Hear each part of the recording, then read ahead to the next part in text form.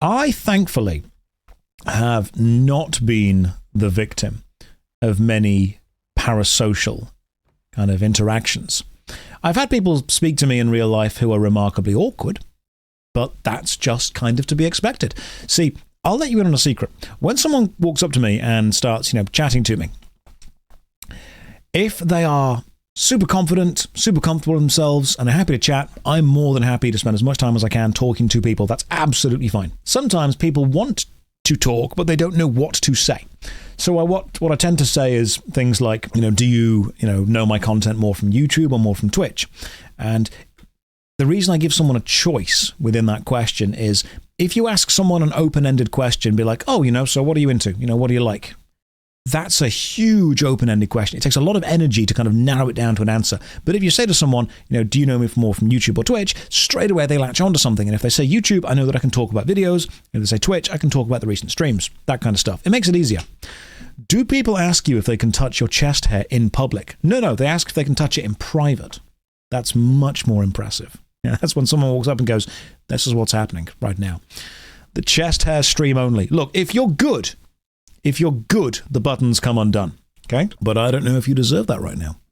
I just don't know. Thankfully, no, I've not had many parasocial. I think what it is genuinely is because my content tends to appeal to slightly older people for the MMORPG vibe or for the RPG vibe in general. Yeah, because of that, I tend not to have any kind of kid viewers, if you will, which is much easier to deal with.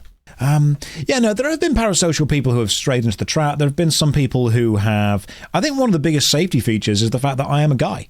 And the fact that I am not the world's smallest guy. So while I definitely don't think that I would be able to fight off 7 or 8 ninjas at a time, I'm not Steven Seagal, I could probably fight off one person because I'm not Steven Seagal. So I could probably do that, and if you've got 4 or 5 guys running at you at the same time and you've got to beat them all off, I could probably do that,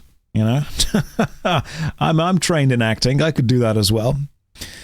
Steven Seagal would probably lose a fight to Steven Seagal, let's be fair. I am not a small female streamer. And by that I mean small in stature. I am a kind of mid-size male streamer. Because of that, I don't have a lot of people being super creepy toward me. A couple, but not a lot. I do, however, have a lot of friends who are female streamers. And the horror stories that I have heard from them, absolutely disgusting. Honestly, it really does. It is fascinating. It is mind-boggling, the general treatment that some people are subjected to. It's horrible. It's really, really horrible. And unfortunately, it's because there are weird people in the world, and we need to do our best to not be weird people. Just do your best. Just don't do that. If you were going to do something, stop and say to yourself, would a weird person do this? And if your answer is yes, do not do that thing. Dwight Schrute taught us that. Valuable knowledge. Okay. I could be super creepy towards you, boost your ego a bit if you want. Oh no, don't get me wrong, I've had super creepy people before. I've had weird people in the DMs.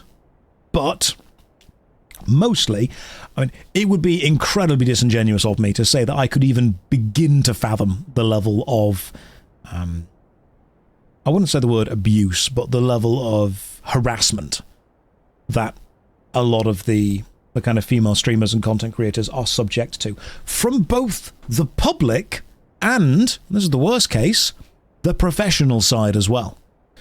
Don't get me wrong, not every single content creator is awful, but oh my god, there are some of them that are absolute arseholes, without a doubt. I'm sorry, but there are.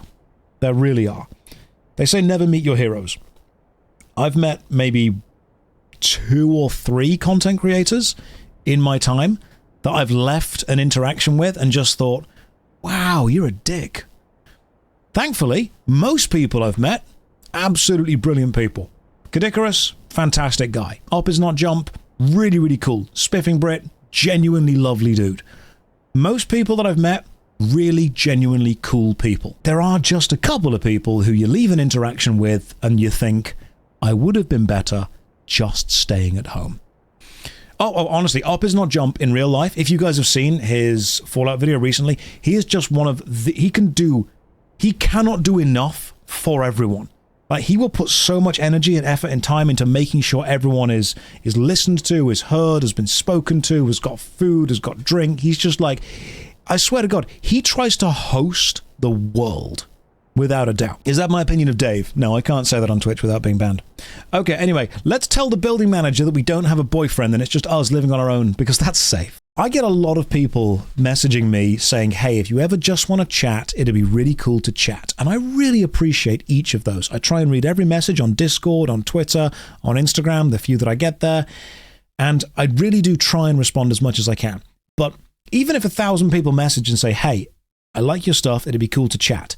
If one of them has really nefarious intentions, I can't risk chatting and getting to know lots of people. Does that make sense? I mean, I'm sure most people that you meet are just good, decent, genuine people who want to have a conversation, who want to talk about things they're passionate about, who want to share things. Totally true. The problem is that there are a couple of people who are just doing it to be weird, creepy, stalkery, strange, to find an angle, to climb the ladder, all that kind of stuff. It's that 1%. The problem is you don't know who it is until it's too late, which is why I sometimes have to be really reserved, really held back in actual conversations, in actually getting to know people.